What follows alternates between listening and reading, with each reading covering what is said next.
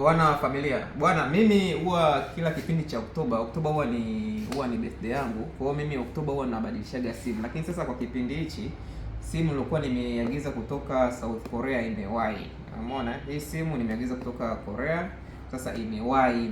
Yaani nilikuwa nategemea itafika Oktoba ikishaanza kwamba ndio yupo, lakini imewahi. Sasa bwana, nilipofika nikasema ngoja kwanza nifungue nione rangi gani, lakini nikasema mwisho wa siku inabidi nije niwaoneshe wanafamilia kwamba ni simu gani. Fold 7 hii nimeagiza, Fold 7 GB 512. Hii ni ya South Korea.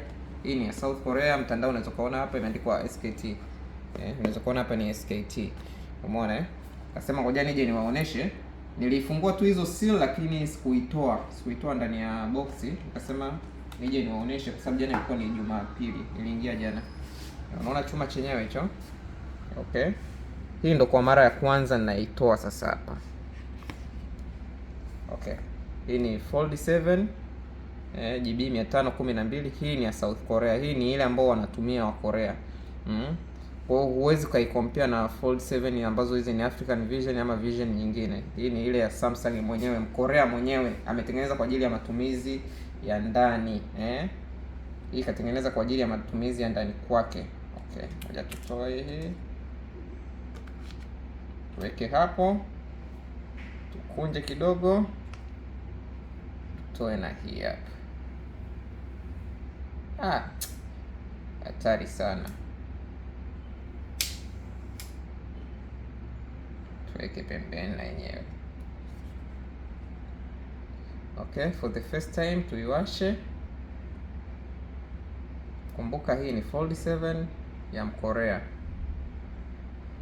Sasa hii simu yangu bwana, nilinunulia cover muda mrefu. Nilinunuliaga cover muda mrefu.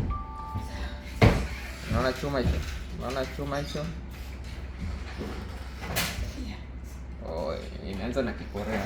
Umeona hii cover nilinunuliaga muda mrefu, kwa hiyo cover ilikuwa tu ndani, cover ya Benkies. Yaani cover bei yake jamani sio mchezo. Wewe kama unataka kufuatilia hii cover, imeandikwa Benkies. Price yake ni shilingi ngapi?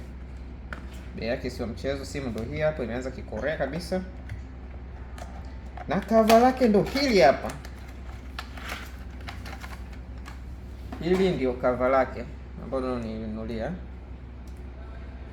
Bei ya cover hili linaenda kama around shilingi ngapi? Itakuwa ni almost, nadhani kama itakuwa ni kwenye 300,000 ama itakuwa ni 300,000, nadhani 300,000 mpaka lifike Tanzania 300,000 ama 200,000 na kitu. Yaani inakaribia 300,000.